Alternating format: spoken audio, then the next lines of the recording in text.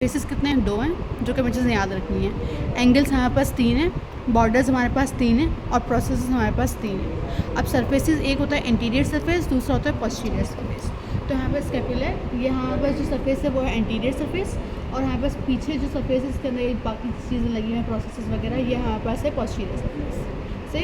ये इंटीरियर और ये हमारे पास पोस्टीरियर सरफेस। अब हमारे पास हैं 3 एंगल्स। अब एंगल्स हमारे पास कौन सी है? एक सुपीरियर एंगल है, एक इंफीरियर एंगल है और दूसरी लेटरल एंगल है। तो ये हमने लिया इंटीरियर सरफेस। अब सुपीरियर कौन सी एंगल है? ये हमारा जो एंगल है वो है सुपीरियर एंगल, और हमारे पास यहाँ वाली जो एंगल है ये है इंफीरियर एंगल, और लेटरल एंगल हमारे ये जो रीजन है ये मीडियल है, और ये जो है वो लेटरल है। अब ये लेटरल हमारे पास इसके हम आइडेंटिफाई कर सकते हैं कि हमारे पास एक ग्लिनोइड कैविटी वाला जो रीजन आता है, और ग्लिनोइड कैविटी हमें शोल्डर से अटैच कर रही होती है, तो ये रीजन हमारे पास लेटरली होगा और ये मीडियल होगा। तो हमारे पास जो 3 एंगल्स हैं वो एक सुपीरियर, और यहाँ पर लेटरल हमें भी पता नहीं चल रहा हो लेकिन यहाँ पर भी एंगल होती है। यहाँ लेटरल एंगल होगी और यहाँ जो एंगल होगी वो होगी इंफीरियर एंगल। सही है, ये हो गया हमारे बेसिक 3 जो है एंगल्स। अब हमारे पास 3 बॉर्डर्स कौन सा है? सुपीरियर बॉर्डर, मीडियल बॉर्डर और लेटरल बॉर्डर। तो बॉर्डर्स यही ऊपर वाला रीजन जो होगा वो सुपीरियर होगा, ये वाला तरफ वाला लेटरल है और इस तरफ वाला मीडियल है, क्योंकि हाँ बॉर्डर इंफीरियर नहीं होता, एंगल इंफीरियर होती है। और फिर है 3 प्रोसेस के अंदर हमारे पास आ जाता है स्पाइन, एक्रोमियम और कोरकोइड। अब स्पाइन हमारे पास कौन सा? ये है स्पाइन। सही है। अब स्पाइन का मेजर हमारे पास क्या है कि ये जो है हमारा जो पोस्टीरियर एंड, ये एंड है पोस्टीरियर, क्योंकि ये था हमारा इंटीरियर। तो पोस्टीरियर एंड को 2 फोसास के अंदर ये क्या करिए? डिस्टिंग्विश करिए, ये सेपरेट करिए। अब ये खुद के सही है, ये स्पाइन है। अब स्पाइन जो है एक ट्रायंगुलर प्रोसेस है, और स्पाइन जो है सुपीरियर रीजन को 2 में कन्वर्ट करिए। अब ये वाला जो रीजन है ना स्पाइन के नीचे वाला, ये है इंफ्रा स्पाइनस स्पोसा। सही है। और ये है जो ऊपर वाला रीजन जो है ना, जो वो होता है हमारा सुप्रा इन्फाइनस स्पाइनस फोसा। तो ये 2 फोसास हो गए। सरफेसेस हमारे पास 2 सरफेस होते हैं, एक होता है एंटीरियर सरफेस, दूसरा होता है पोस्टीरियर सरफेस। हमारे पास ये जो है वो एंटीरियर सरफेस। अब एंटीरियर सरफेस जो है मोस्टली कहते हैं कोस्टल सरफेस, तो उसको कॉमनली कोस्टल सरफेस के नाम से भी बोला जाएगा। सो अब यहाँ पर जो फोसा मुझे होता है वो कौन सा होता है? सब कैप्सुलरिस फोसा, सब कैप्सुलरिस फोसा। और यहाँ पे 3 रिजेस पाए जाते हैं। 3 रिजेस हमारे पास कौन सी होती हैं? अब रिजेस का पर्टिकुलर नाम नहीं है, लेकिन यहाँ पर विजिबल है कि हमारे पास ये एक रिज होगी, ये दूसरी रिज होगी, और ये यहाँ पर जो है तीसरी रिज होगी।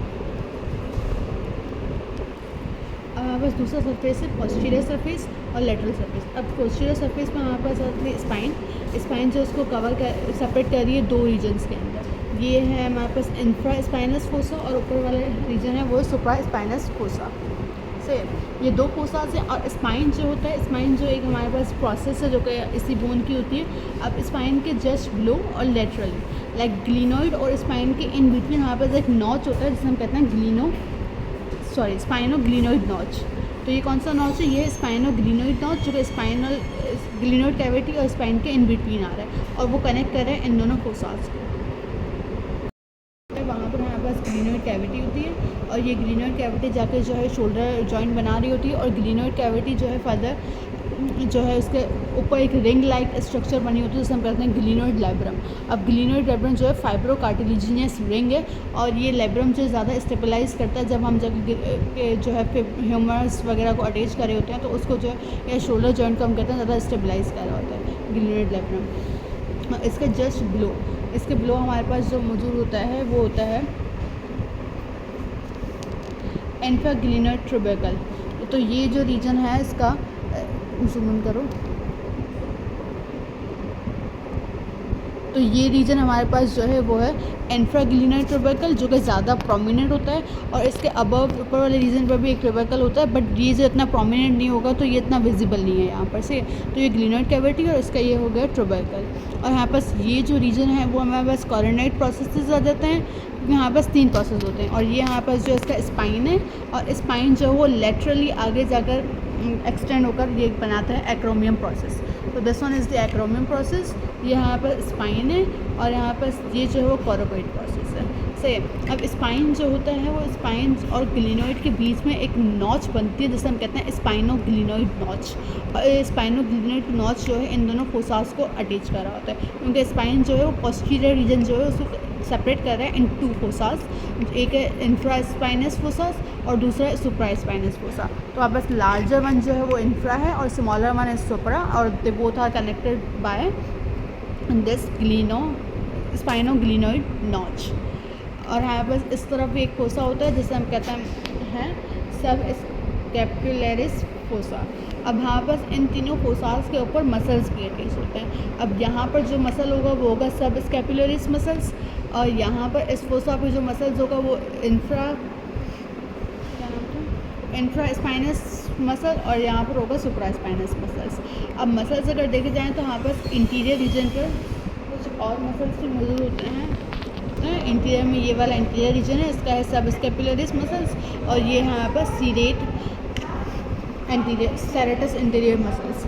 तो ये दो मेजर मसल्स यहाँ पास इंटीरियर में होते हैं, और बाकी जो भी मसल्स होते हैं वो सारे यहाँ पास पोस्टीरियर में होते हैं। अब पोस्टीरियर में यहाँ पास जो मसल्स हैं उसके अंदर हमारे पास दो बेसिक मसल्स जो इन फोसास के ऊपर पड़े होते हैं, सही है। अब फोसास के बाद हमारे पास ये हमारे पास है लेटरल रीजन। अब लेटरल रीजन के अंदर हमारे पास जो है ये है इंफ्राग्लिनोइड ट्यूबरकल, सही है। तो इंफ्राग्लिनोइड ट्यूबरकल पर हमारे पास जो मसल्स होता है वो होता है long head of triceps brachii, सही।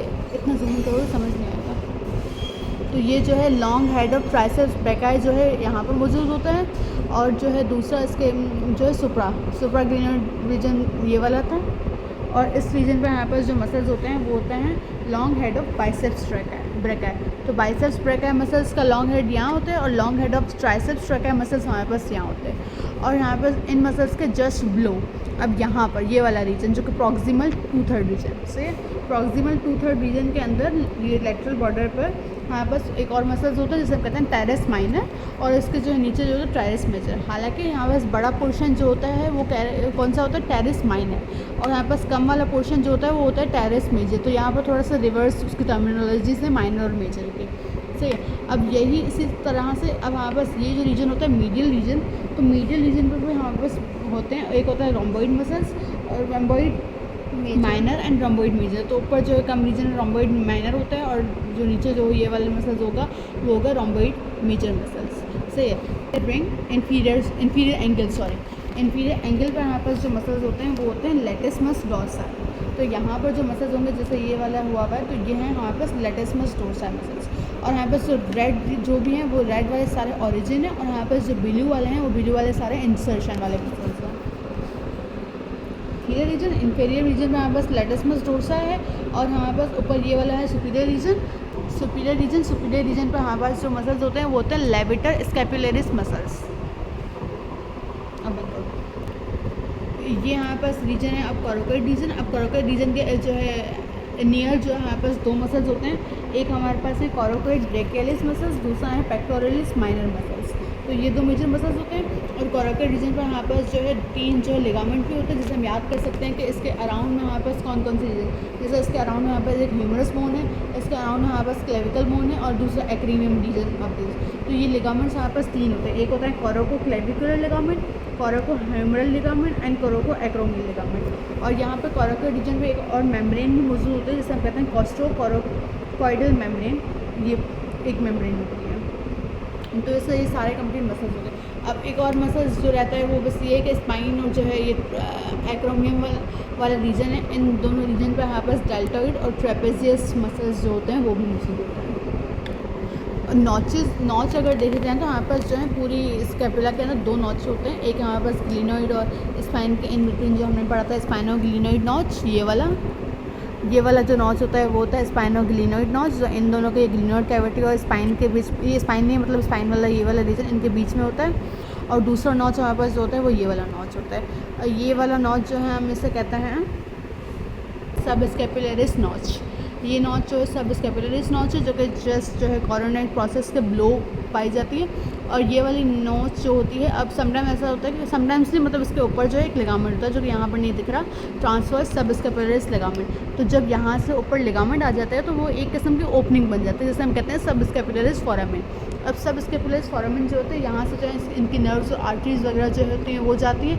और अगर यहाँ पर ये लिगामेंट या स्कैपुला जो है ऑसिफाई होता है तो उस केस में यहाँ पर क्या होता है कि फोरामेन जो है वो नैरो हो जाती है, और जिसकी वजह से सप्लाई जो होता है नर्व्स और आर्टरीज वगैरह को वो कम हो जाता है। तो जिसकी वजह से यहाँ पर जो है स्कैपुला के अंदर डिसफंक्शन या उसका जो है फंक्शन जो है स्लो हो सकता है। यहाँ की होती है पोजिशनली शेप, जैसे स्पाइन की शेप यहाँ पर ट्रायंगुलर होती है।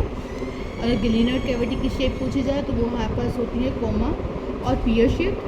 और अगर यहाँ पर दूसरी आते हैं कोराकोइड प्रोसेस की अगर शेप पूछी जाए तो वो जो है बीक और हुक लाइक शेप होती है उसकी। तो ये यहाँ पर 3 रीजन होते हैं जिनके पर्टिकुलर शेप्स होती हैं। यहाँ पर 2 मेजर पॉइंट्स हैं कि यहाँ पर एक जो हमने पढ़ा था कोरोनेड के अंदर एक मसल्स होते हैं, तो उनकी एक ही मसल्स की पोजीशन है कि यहाँ पर इसका जो है एंटीरियर जो रीजन होता है यहाँ पर एक मसल होता है जिसे हम कहते हैं कोराकोइड ब्रैकियलिस मसल्स, और दूसरा पेक्टोरल्स माइनस जो होता है वो भी इसी रीजन में कहीं ना कहीं होगा बस।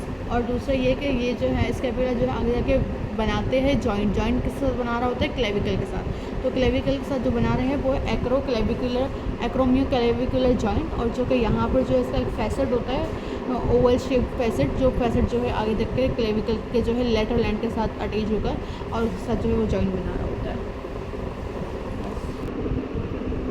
ओसिफिकेशन के अंदर यहाँ पर स्कैपुला जो होता है उसके जो एक प्राइमरी सेंटर होता है और साथ जो है वो सेकेंडरी सेंटर होता है जिसके अंदर वो जो ओसिफिकेशन हो रही होती है। क्लिनिकल एनाटॉमी के अंदर हमारे पास है एक तो सेरेट एंटीरियर काजिंग विंगनिंग, पैरालाइसिस हो जाती है सेरेट एंटीरियर मसल्स के अंदर, सही है।